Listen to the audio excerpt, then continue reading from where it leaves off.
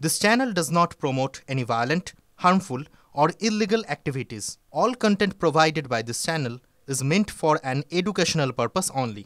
নমস্কার, স্বাগত আপনাকে আরো একবার টিভি9 বাংলায়। আমি দীপ রয়েছি আপনার সঙ্গে বেলা 12টা মানে টিভি9 বাংলায় এখন সময় প্রেস কর্নারের। আর প্রেস কর্নারের শুরুতেই নজর রাখতেই হবে এই মুহূর্তের এখনো পর্যন্ত সবথেকে বড় খবরে। এই মুহূর্তে সবথেকে বড় খবর, 17 বছর পর মালেগাঁও বিস্ফোরণ কাণ্ডে প্রমাণের অভাবে বেকসুর খালাস পেয়ে গেলেন সব অভিযুক্তরাই। প্রাক্তন বিজেপি সাংসদ সাধ্বী প্রজ্ঞা সহ সমস্ত অভিযুক্ত বেকসুর খালাস। 2008 সালের 29 সেপ্টেম্বর মহারাষ্ট্রের নাসিক জেলার মালেগাঁওয়ের ভিকু চকে বিস্ফোরণ ঘটে। বাইকে রাখা বিস্ফোরক ফেটে মৃত্যু হয় 6 জনের, আহত হন 101 জন। তদন্তে জানা যায় বাইকটির মালিক বিজেপি সাংসদ সাধ্বী প্রজ্ঞা। অভিযুক্তদের তালিকায় নাম ছিল লেফটেন্যান্ট কর্নেল প্রসাদ পুরোহিত, মেজর রমেশ উপাধ্যায়, সুধাকর চতুর্বেদী, অজয় রাহিরকার এবং সুধাকর ধর দ্বিবেদীর। सवाल उठेगा कि वो 6 बेगुनाहों का दोष क्या था जो अब इस दुनिया में नहीं रहे। उनके परिवार को कब ये राहत मिलेगी जैसे राहत इन आरोपियों को मिल गई है। साध्वी ने अंदर ये कोर्ट के जज AK लाहौटी के कोर्ट में जज साहब के सामने ये बात की है। माननीय जज साहब को उन्होंने कहा है कि उन्हें 13 दिन तक ATS के कस्टडी में टॉर्चर किया गया था। काला चौकी के दफ्तर में जब साध्वी प्रज्ञा से पूछताछ की जा रही थी 2008 में 2009 में, मैं उस वक्त वहीं पर मौजूद था। और मैं आपको बताऊं कि उस वक्त भी जब वो गाड़ी में बैठती थी तो बहुत धीरे धीरे वो चलती थी, वो अपना दुख बताती थी मीडिया को। 1-2 बार उन्होंने बाइट भी दिया था और आज भी वो अपना ये दुख बता रही है। वो कह रही है कि 17 सालों से वो संघर्ष कर रही थी। हिंदू और भगवा आतंकवादी उन्हें घोषित कर दिया गया क्योंकि वो सन्यासी थी इस पूरे मामले में। और आज हिंदुत्व की विजय हुई है। जो समीर कुलकर्णी हैं उनसे भी हमारी बात हुई, दयानंद पांडे और सुधाकर चतुर्वेदी से हमारी बात हुई। उन्होंने भी ये बात को कहा कि उन्हें 9 साल तक जेल की यातनाएं तो भुगतनी पड़ी। जेल के अंदर तो वो तकलीफ झेलते रहे, लेकिन जब वो ATS की कस्टडी में थे तो वहां पर उनको बहुत दंडित किया गया, अपमानित किया गया और ऐसे ऐसे कृत्य कराए गए जो वो शब्दों में बता नहीं सकते। टेरर एक्टिविटीज के लिए यूज किया है, ऐसा कोई प्रोसिक्यूशन प्रूव नहीं कर पाई, ऐसे कोर्ट ने कहा है।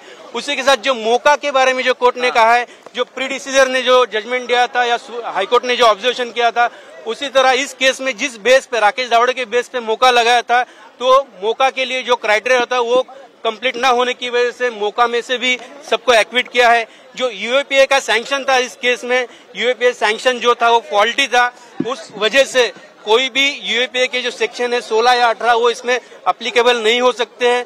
ये भी कोर्ट ने इसमें ऑब्जर्वेशन किया है। कोर्ट ने कहा कि ये जो इंसिडेंट है ये इंसिडेंट बहुत यानी खराब इंसिडेंट है और इस इंसिडेंट की वजह से जो लोग गए हैं, जिनका नुकसान हुआ है विक्टिम्स का, वो डेफिनेटली पूरा नहीं हो सकता भर के नहीं, लेकिन 2 लाख रुपए हर डिसीज के फैमिली को देने को कहा है और हर इंजर्ड के फैमिली को 50,000 रुपए देने का कोर्ट ने डायरेक्शन दिया है। মালেগাঁও বিস্ফোরণ কাণ্ডে সব অভিযুক্তদের বেকসুর খালাস করে দেওয়া হলো। এই নিয়ে আমরা কথা বলেছিলাম বিশিষ্ট আইনজীবী উজ্জ্বল নিকামের সঙ্গে। তিনি কি জানিয়েছেন শোনাবো আপনাদের। अगर ये बात है तो 2 इन्वेस्टिगेटिंग एजेंसी का अलग अलग इन्वेस्टिगेशन का फाइंडिंग होना मुझे लगता है कि ये बड़ी शर्मनाक बात है। क्या पहले जो चार्जशीट किया वो गलत था, क्या बाद में का जो इन्वेस्टिगेशन है वो सही नहीं था। अभी इसके बारे में जरूर देखना होगा कि रिहाई जो हुई है किस आधार पर हुई है। और जहां तक मुझे लगता है कि कुछ सबूत ने गवाह सबूत नहीं दिए, कोर्ट में होस्टाइल करके डिक्लेयर हुए, इसका नतीजा ये हो गया है। আর এবার যে খবরে নজর রাখবো, এদেশি বাবার বিদেশি ছেলে। হ্যাঁ, ঠিকই শুনছেন, ঠিক বাগদাতে এই ঘটনাই ঘটেছে এবং বাগদার এই ঘটনায় ব্যাপক চাঞ্চল্য পড়ে গেছে। বাংলাদেশি রকি মণ্ডল, তার বাবা নাকি এ রাজ্যের বাগদা রামনগরের বাসিন্দা আয়েব মণ্ডল। অন্তত রকির ভোটার, আধার, পাসপোর্ট এমনটাই বলছে। আরো বিস্তারিত এই বিষয়ে জানবো, দীপঙ্কর রয়েছেন আমাদের সঙ্গে, বিস্তারিত জানাবেন। দীপঙ্কর, ঠিক কি ঘটেছে, কি অভিযোগ? দেখো, বিষয়টা নজরে আসতেই সন্তু মিস্ত্রি তিনি অভিযোগ করেছেন বিডিওর কাছে, ডিএমের কাছে এবং নির্বাচন কমিশনের কাছে গোটা বিষয়টা খতিয়ে দেখবার জন্য। এবং বিষয়টার ভেতরে ঢুকলে দেখা যাচ্ছে রকি মণ্ডল, যে কিনা বাংলাদেশের বাসিন্দা, সে এখানে এসে এই বাগদা বয়রা এলাকার রামনগর গ্রামের ওই আয়েব মণ্ডল, তাকে এসে বাবা বানিয়ে এই ভোটার কার্ড বানিয়েছে এবং তারপর আধার কার্ড বানিয়েছে এবং পরবর্তীতে পাসপোর্টও বানিয়েছে, এমনটা জানা যাচ্ছে। কিন্তু যে আয়েব মণ্ডলকে বাবা বানানো হয়েছে তিনি কিন্তু এই মুহূর্তে মৃত। তিনি কি বেশ কিছুদিন আগে মারা গেছেন। তার পুত্রবধূ তিনি বলছেন যে ওই আয়েব মণ্ডলের বাড়িতে রকি মণ্ডলকে বেশ কয়েকবার দেখেছেন, কিন্তু সে কোনো রকমভাবে রিলেটিভ নয়।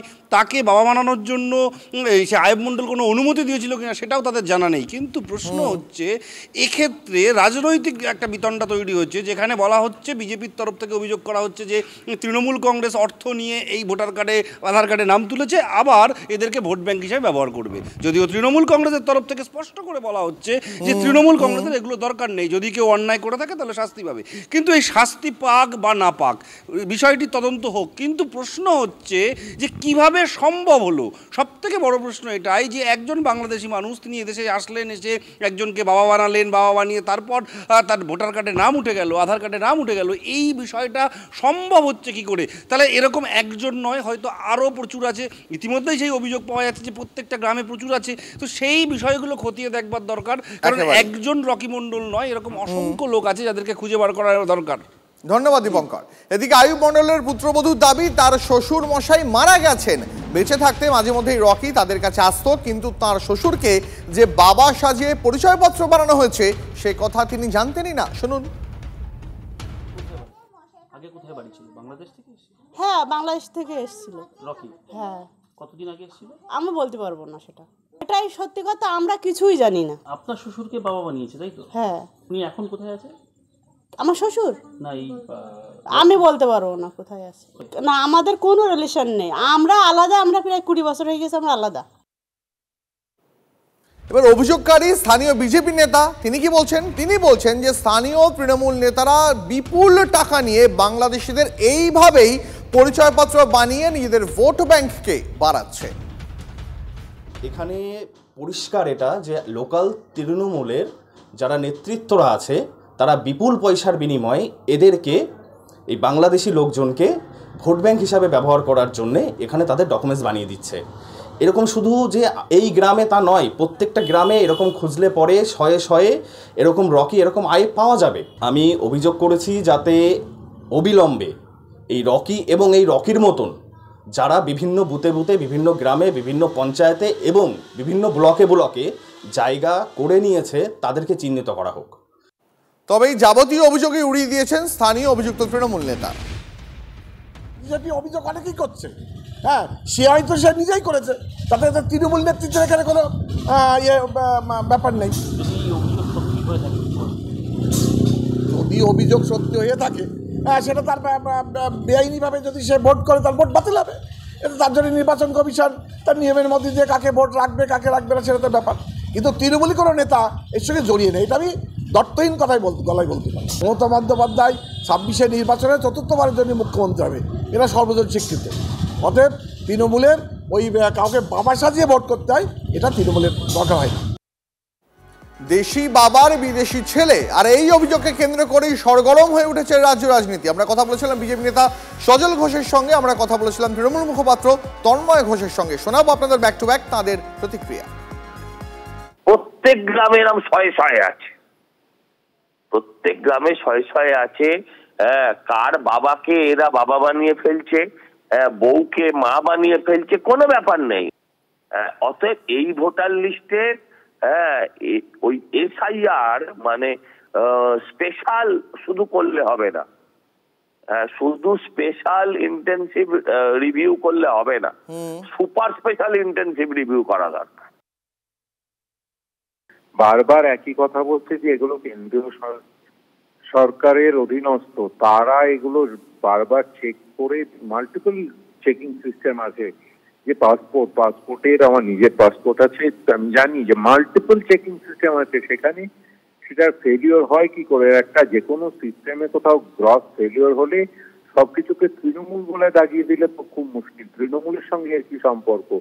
সিস্টেম কোথাও গন্ডগোল থাকলে সেটাকে যাতে কারেক্ট করা হয় তার ব্যবস্থা করা উচিত। সেটা না করে সস্তা রাজনীতি করার চেষ্টা করছে বিজেপি।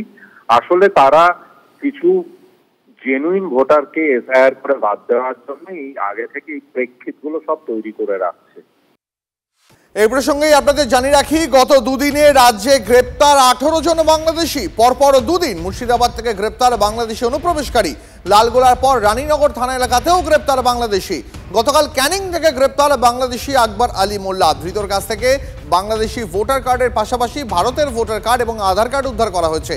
শুধু দক্ষিণ 24 পরগনাই নয়, নদিয়ার ধানতলা থেকেও ধৃত 7 বাংলাদেশি অনুপ্রবেশকারী।